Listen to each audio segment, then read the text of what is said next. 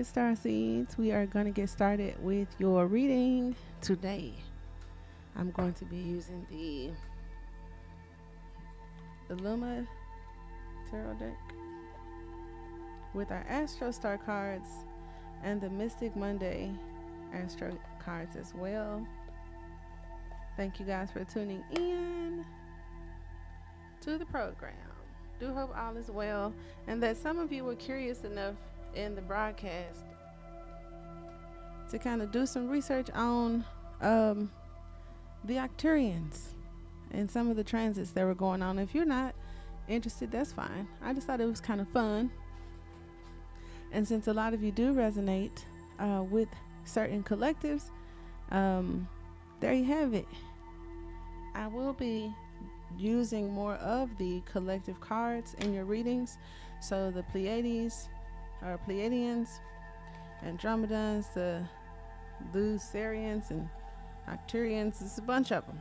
We're going to have decks for them, as well as other super galactic cards.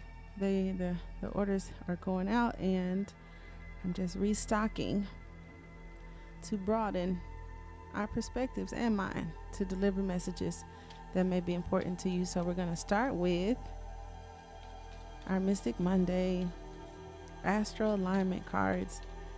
Consciously, we're going to start out with a waxing moon. Nurturing, patience, refinement, especially dealing with past situations. Yes. For some of us, we have 12th house, so welcome in, my Pisces, where it does talk about the realm of karma, shadow, and secrets too. And then we have mutable, which is also for my Pisces, versatility, flexibility, and adaptability. Maybe that's why we're mutable, because all that stuff up there. All right, present. We have 3rd house, communication, transportation, local community. All right. Lilith, power, activism, and vengeance. So we getting the business clear. Others of us, sensitive, nurturing, and caring. All right. Futuristically, ooh, this is pretty. We got a solstice. Okay. The summer solstice is coming up. It talks about focus, transition, and amplification. Winter solstice, summer solstice, and how pretty that is. Yes, it is. Yes. Also with it, we move into the 8th house of metamorphosis. Okay, sorry about that. Death and rebirth. So in the physical, there's a lot of transforming, a lot of changes. Okay, for some, we have Eros, which talks about eroticism, desires, and sex. So we could be talking about relationships. We could be talking about desires.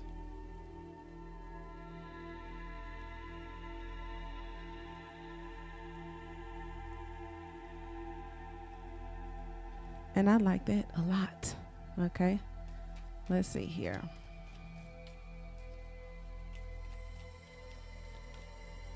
Ooh, I love that supermoon card. I just had to stop. This is the present and the physical. We have waning crescent, surrender, restoration, and trust. So trust in the process, and it's crossing that energy we referred to just a second ago. For some, it talks about the harvest, gratitude, and reception. So it's coming. All right. Future. The potentials, the approach. Well, that fell into my hand. There is a trine, so the dots are going to connect. Okay? The dots are going to connect. And then for my activists and all that power pack stuff you got going on, as far as like the soul purpose and other things, it talks about the revolution, the invention, and the eccentricity. So there's a trine. And the solstice. Oh, we have Chiron here too for someone. Core wounds, vulnerability, potential through pain. Now in the subconscious, which couldn't wait to come out, Chiron is still in my hand, so that's ironic. We have Gaia for some beautiful earth, nurture, and embodiment. In my hand, we have a square. So there could be some fixed or subconscious energies from the past that could cause tension, competition, disharmony, or maybe the cause of action, momentum, and dedication. So they go together. Spirit, can I have both of them? Okay. Because the squares have been fixed. That's what it seemed like. That's why it's a trine right here. The squares are being fixed in that subconscious mind. Okay? All right. Now the foundation for the present moment, subconsciously, or underneath the surface, we have Gemini. Why was that funny to me? I don't know. But it talks about balance, curious, and multifaceted. For someone, we have origins, inner child, Nadir, Imam Koli. It's beautiful. Yep. And it's right between Cancer and Gemini. That's very interesting. And Gemini came out with it. So some of us, where Gemini falls in your chart may be very important, or any transits going on right now with Gemini that are universal and are connected to your thing. We got mutable in my shuffle, and it represents the flexibility, versatility, and adaptability as the foundation for the trine, and something that's coming in the near future, because May is in a few weeks, baby. We talked a lot about April, and I'm going to get into the updates, because remember we did the 7th through the 13th. Today is the 11th, so I will be in the process of doing the next week, and this is clarification. You heard it here first. May is going to still resemble a lot of that trine energy for those of us that are trusting and being patient with ourselves during transformations, but where there are squares, some situations may be fixed, or may seem like, what can I do? And then 8th house was like very important, because 8th house came up in a Pisces reading last week.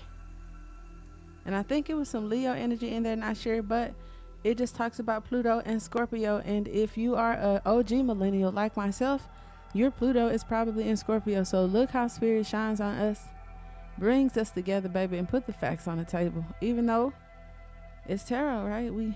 It's a disclaimer legally that we have to say, it's entertainment and seek a professional, but thankfully I am a professional in many areas and have the credentials. So let's keep it moving.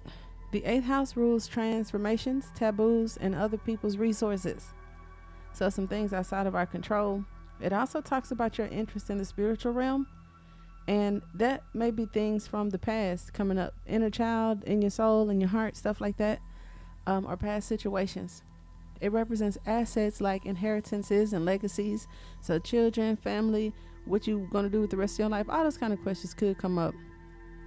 And it talks about the assets can be karmic giving, but also from the retributions of past lifetimes. So while we incarnate with like a karmic number and all that, there could be some gifts and things that are favorable because of this trine right here. So I absolutely appreciate that. Now, the waning crescent moon could be research, for me or you to look into the moon phases and the next waning crescent moon. Some of us are born on waning or waxing moons. I always thought that was important to know, because it showed me, like in my research, some of us that are born on the beginning stages, we're good at starting, but may have a hard time like committing and following through. And then those of us that are born on the end stages are very good with completing things, but have a hard time starting them up. And it was so interesting. That may not be like so factually. I don't want to program anyone to think like that. Those are just some observations that I made. Okay, just want to point that out there. But the crescent moon talks about focus and strategy. Love that. Right? Love a good strategy. And that's why Gemini is right here below it as the foundation, being strategic. Okay. The waxing moon is a phase of activation. The seeds have been planted under the new moon, and now it's time to plan for the growth ahead, maximizing your efforts so that you are prepared for when your fruit is ripest and you have harvest over here somewhere. Remember, I did say it. So we do have harvest. I absolutely appreciate that wherever it is on the table. Okay. You may need to take your ideas from conception to actualization. That's important. And that's kind of like the heart of the matter. So this could be very important. The efforts that you put into your desires lead to the energy that follows. Commitment and committed to your beliefs. Allow yourself to be fluid. As your needs change, your desires will too. Love that. Okay, because we had desires up in here too. That's a fact. Because if you need something, and what if you desire something and what you desire ain't really giving you what you need, or what you need ain't fulfilling your desires? Okay, we're going to have a sit down. Like Kevin Gates said, I've been saying his name a lot. I'm trying to manifest a consultation. So now we have the trine, which I love. I love threes. Okay. I love good days. I love happiness. Okay. I am one of those. I always thought that I was like too serious and like strong to be like one of the crystal babies, but the millennials, we all mixed in here. A lot of people were older than me when I was studying at a young age, and they were always talking about now I done forgot the word. Damn, it's been so long. What is it called? It ain't for me then, fuck it. But it's the blue babies. You got the crystal babies, and now I gotta find it because that's rude. What are they called? The indigo children. And I'm talking about the blue babies that start with an M. I am tripping. So I thought, yeah, that makes sense. You know, and I looked up some of my galactic tones and information, and I was like, that makes sense. But I never really fit with them people, respectfully, right? Because I grew up thinking that was my collective. And some of the Gen X, some of our parents had that energy strong. Some of the millennials have the energy. But like I said, from my observation, personally about me, I did notice that I resonated with a higher frequency, even though in my waking life, my experiences and what my personality had become was just similar to my environment and my ancestors. But it's like once you peel off the banana peel, you get under those layers. And I had a lighter frequency and was like actually closer to the Gen Z. And I had a little Gen Z. I got 2 of them. So long story short, okay, just to throw that out there, not to confuse any of you, whatever you are, that is fine. Indigos are super dope. I think I was an indigo until I was like almost 30. I was just like, I just knew that's what it was. But those were predominantly the experiences of my environment and ancestors. So anyway, as I've been flipping through this book, I'm just talking, not even paying attention, and that's why I ain't found it. But I did want to give a little piece of information for the trine, which I found easily once I focused on it. The trine is positivity and luck, which is in the physical and possibly the outcome, which I adore. 120 degrees. I don't know why I see 12 for my hangman or my Pisces, but it talks about synchronistic aspects, offers fruitious blessings and opportunities manifesting as good luck that seems to come out of nowhere, baby. Luck that seems to come out of nowhere. I mean, it's not clickbait. Whoever make it into this reading, see that it happened. I'm definitely putting that in the caption because that's my favorite thing. Yeah, some of y'all might be more adult than me, but working hard is great, right? A lot of my what do you call them? A lot of the moguls and mentors that I have always emphasize on hard work, dedication, determination, perseverance, all of that. I respect it and I'm about that. However, my favorite thing, without a shadow of a doubt, is things going my way for no reason. It don't require prayer or some deep down trust in meditation. It just is because I thought it or I wanted it.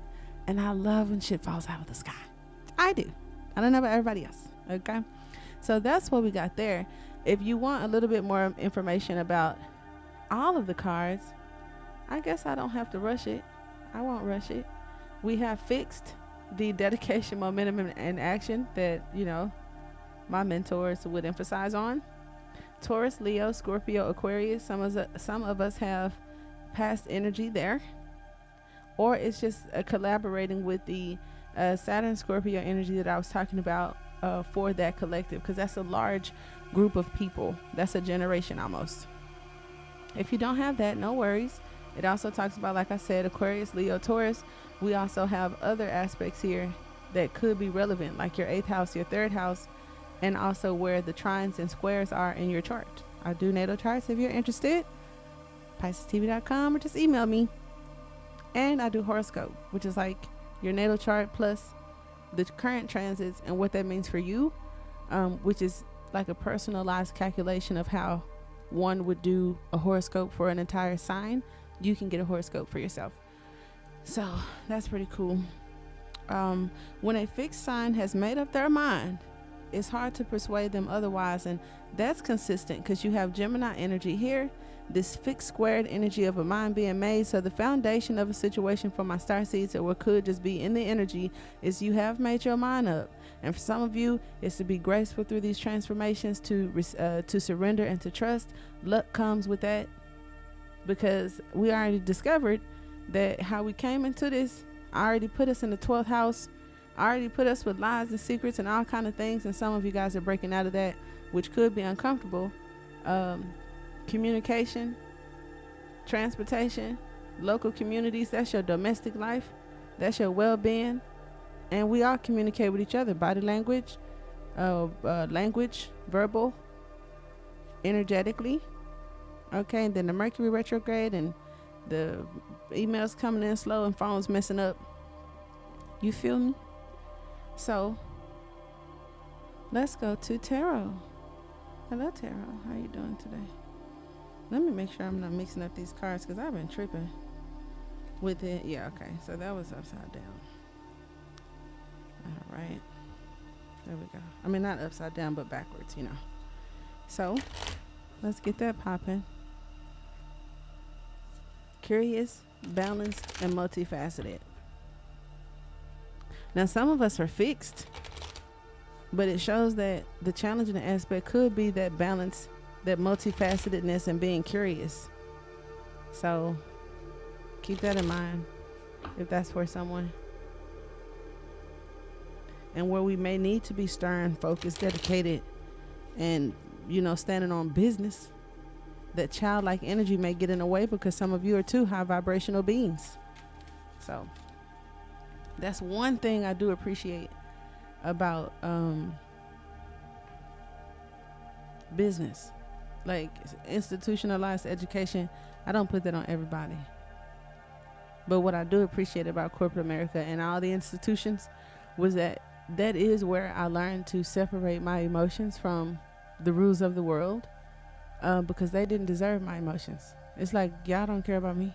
This ain't personal. So I'm going to make sure y'all upstanding to y'all rules if I'm supposed to. And that's where my sharp mental energy, articulation, and communication, as well as paying attention to details and pointing exactly where somebody might fuck up at, right? It's an amazing aspect of being a paralegal, to naturally have that gift. I can point it out and then I can articulate it.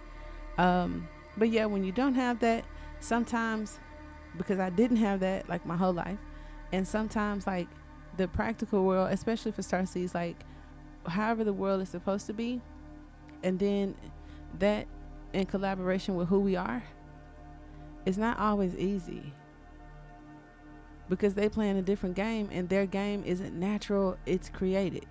And then if you're natural, just responding, right? So the more I became important to me, I decided to not even give a lot of my personal self to things that weren't personal. So that meant business, that meant work, that meant whatever wasn't personal. It's like, you're not getting that, which included my feelings, most of my opinions, like all the things that miscommunicate between humans. I think I saved myself some trouble, because I don't voluntarily want to just get that to everybody anymore, because that's personal and you have to earn it. You have to earn my opinion and my feelings and all that. Otherwise, I'm a cordial, pleasant, functioning human being on the planet, humaning. So you got the Ace of Wands, which is a yes for some of you to a question. All right. An image, something in the imagination, an idea, something being created. You got the staff. The people who got the staff, it was like God is with you and you take this staff and you go do something. Or at least, in all the Star Wars movie, if you had a staff, I don't care if you used the Little Mermaid's dad or something, it just meant something spectacular.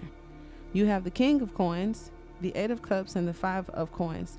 Something that wasn't good for you, something and how you respond to it. So things that are outside of your belief and how you handle that, as well as like moving away from things that no longer serve you and focusing on a spiritual path, like moving away from one belief system into a belief system that is the you now and not the you then. I love that. Okay. The King of Coins is very practical, supportive, financially smart, wise, but mainly grounded, and is a teacher of some sort. This person has been through so many things that they could teach people that are going through those walks in life. Okay.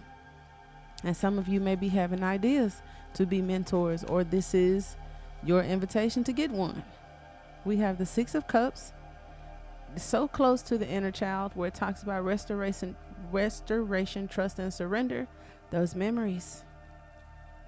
And for some of you, on or before like Mother's Day with this trine and this solar solstice, there could be something coming for you in a good way. Okay. An inheritance, something that you've inherited. So it could be energetically, my star seeds are activating and there's something about you that's going to change, or it could be in the physical life. It could be just adjustments for my alchemist internally, because you have temperance, you have justice. There could be an apology or a reconciliation of some sort.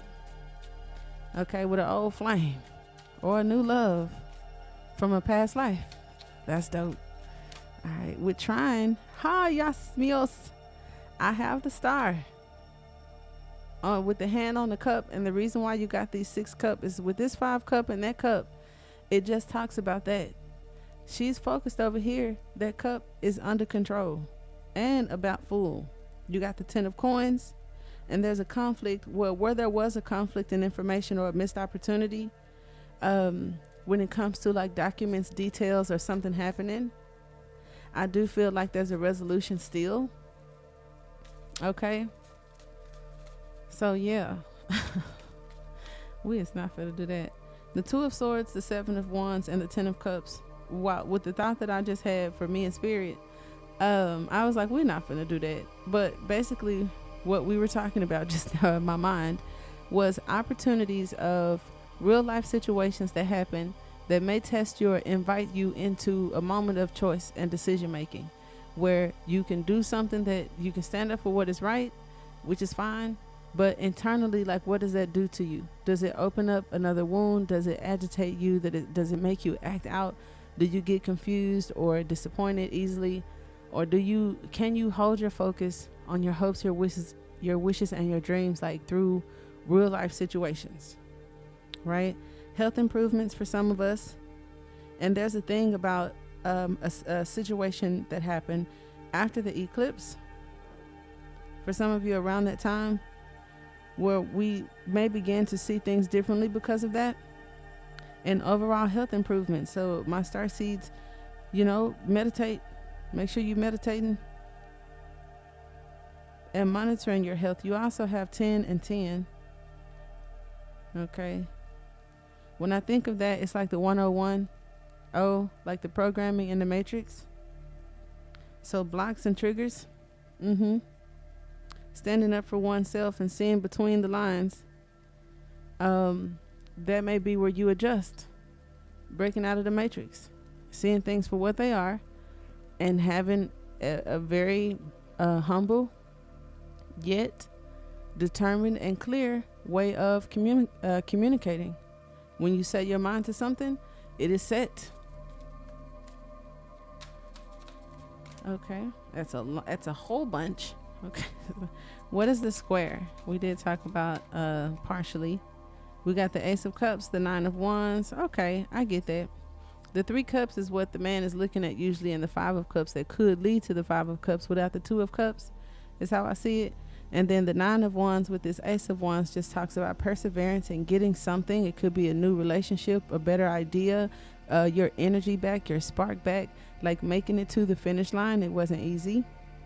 And replenishment. After all them wands and all them stair steps we climbed, a big old glass of cold divine water is great. It may be an offer for some of you, and a celebration will come of it. I do like that. But if this gives me the Four of Cups, just be mindful to do something physical in your boredom and not get into the feelings or the emotions and memories. To work out, go for a run, do something that excites you, ignite your creativity. Because if I have Three Cups and here comes Source handing me another one, I'm sitting there kind of bored, not knowing if I really want it. That's being indecisive. That's not really moving. You feel me? So there's that. But I think it has more to do with the excitement, the perseverance, the offer coming in, and the celebration that may go behind it. And as I said, what kind of offers are there? You have to wait and see. It's something that moves you forward despite what you were waiting on, despite the direction that you chose to go or you may choose to go. It's moving forward and getting in control dun, dun, dun, of your direction. That's insane. That's nice. I like how they came out. And it's just like, one more, let me see. That was smooth and a new beginning. Somebody did make a bad idea, but there's a new beginning, and it may be something you've already manifested coming your way from a distance. It also talks about confusion. Confusion could lead to foolish things on everybody's part. Be clear, be calm. All this, what it said, have some balance, be flexible. Okay, keep your momentum. Don't let that momentum fall. It's very important. Very important. Go within, meditate. We got some wild cards here. Ooh, you got the Wheel of Fortune with the Devil card. And then here come Spirit. Ooh. I'm nosy. We'll talk about that next week. Well, let's see right now. Just real quick. If y'all don't mind, we'll see what they got to do with what. It's just kind of, I just wanted to know. Because you got the, you got 10, 15, 13. And then you got 2 10s. So there's a lot of ones and O's. There's some endings and new beginnings. Ooh, Pluto. We talked about Pluto and Scorpio, the rebirth, the transformation. The Wheel of Fortune talks about cycles, endings, and new beginnings in those cycles. That is dope. We have 12th house, Pisces, with this devil here. So our desires, Capricorn, the hard work, the things that bind us or make us feel a certain way to get us acting in a certain way that ain't best. Those lovers. But it just talks about shadow, karma, and secrets. Okay. And then we have the conjunction, which a big conjunction that I'm talking about just happened last week. But we have Scorpio. It says the unspoken. And then we have integration, synergy, and unity. So while a lot isn't known in the present, or some karmic or shadowy energy is happening after, like it was bursting with energy, everybody was so excited, and it could be a little bit more shadowy this week. Not this week as in moving forward. I'm just saying this may be in the recent past or presently how some may feel. This is just a transformation, but it will lead to an integration of synergy and unity. So I like that. Virgo is here, so it's like yes it will, with practical work ethics and being grounded, you know, handling that nervous energy and that anxiety in a way that's favorable, efficient, functional, and analytical. That is necessary, baby, because while we in a Mercury retrograde with all of this stuff, people going through personal issues, and just imagine y'all doing business together or have to function together. They teaching y'all kids at school or printing out your paycheck, going through all of this star seed stuff. So it's like, how do we keep the world going and keep ourselves together. And some of the advice and some of those answers have come out in this reading. Now, I didn't take an Astro Star card. Don't want to lie to you. So I'm glad I remembered. I'm doing better because, honey, back in the day, I would forget and the recording would be over. And I'll just say, damn, I forgot. There could be tension in partnerships and a new arrival from the past. So I bet. Because y'all been getting some unexpected visitors and all that in other decks and other readings. So make sure you hit that bell, y'all. I notice I do have a select dedicated group that come rain, sleet, or snow at the beginning of the readings.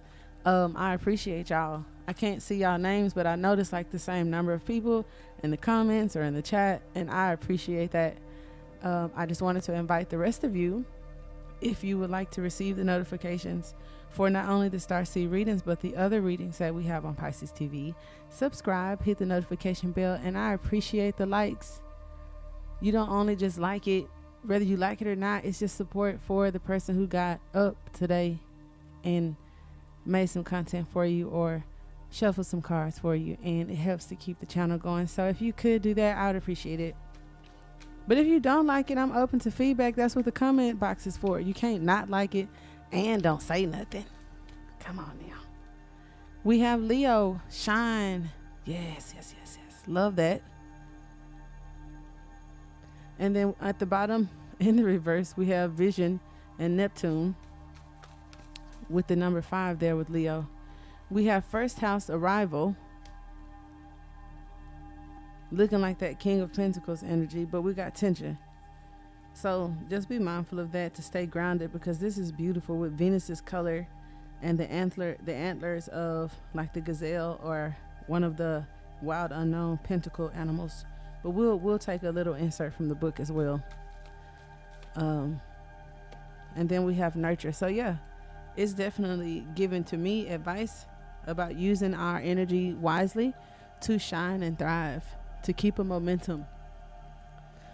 And when excuse me, when that Leo energy and that Aries energy is a bit much, nurturing through very aggressive transformations may be important. Even though Aries may not have anything to do with that. I just felt that way, right?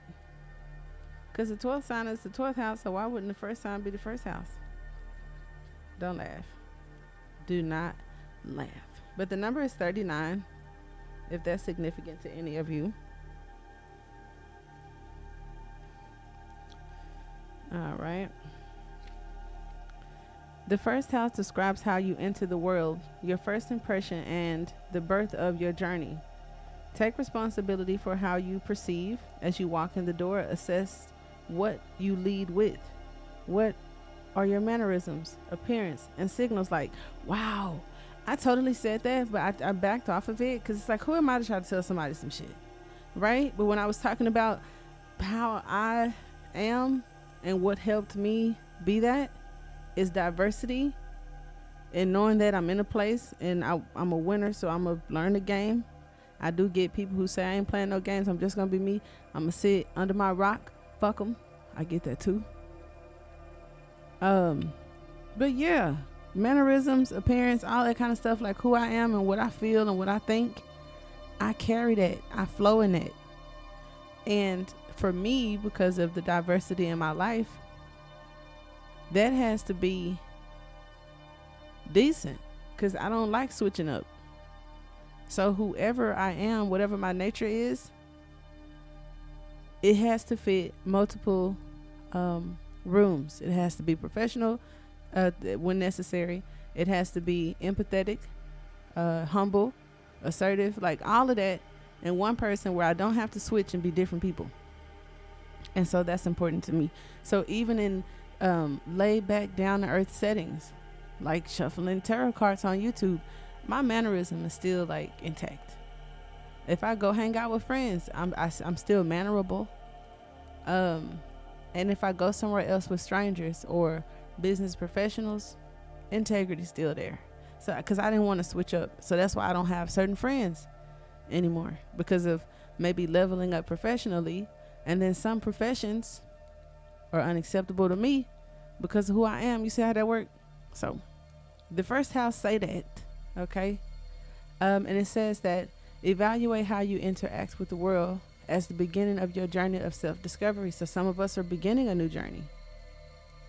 Okay. And some of you may have Capricorn in the first house or Gemini. All right. So the first one that I skipped over, I'm so sorry, but this one arrived first. So with my beautiful little lion here, the talk of shine. This is a time frame of July 21st through the 22nd. So it really talks about Leo season. For some of you, this new budding relationship is Leo. For others of you, it gives this King of Wands magnetism that allows one to get what they want and who they want, maybe when they want, and they did it themselves. I mean, God, Source, the Holy Spirit, whoever you believe in, whatever crystals you rub and whatever incense you burn. But this individual just has control because they're kind of manifesting what's happening. So that gives them more control than a person who life is happening to them. Love that. It says, if you're acting from a place of soul hunger, you can mistakenly think that any attention from others will fill that gaping hole. Not all attention is good attention. Stubbornness, the fear of being wrong, or the desire to be seen as the leader may blind you to what it is you're urgently needing. The gift is love. Leo rules the heart. So bring your energy and attention into your heart and let this chakra become a beacon. Honor the heart within each person you meet and watch the dynamic shift. So with the nurture and the scythe giving that Scorpio energy coming right over the Scorpio card, where we talked about the solstice, and we have Aquarius right there. The star. Okay, we got shine for the star and arrival. Who coming? Some of y'all wish for somebody, y'all meditating, wishing for hope, a dream, a person. But nurture right here. Okay, let's see. I don't always hold them up, but if you didn't get to see it, it says mother and be mothered, nurture and cultivate that which is growing, whether it's the harvest from the earth, the child from the womb, or the art from the artist. Real love can mean tough love, doing what's best for your beloved, even if they hate you for it. Love and nurture your own body with healthy, whole foods. Take them as communion with the organic world. Feel the earth beneath you holding you, loving you through hard times. There is sacredness in your daily life. Loving, feeding, nurturing, gardening, and being in family, whether chosen or biological, are all part of a powerful spiritual path. The mother holds you. And that spirit, that's like the Holy Spirit. Ooh. I love that. I absolutely appreciate that. And if you do too, I'll see you next time. For more information on products and services, visit PiscesTV.com. I am the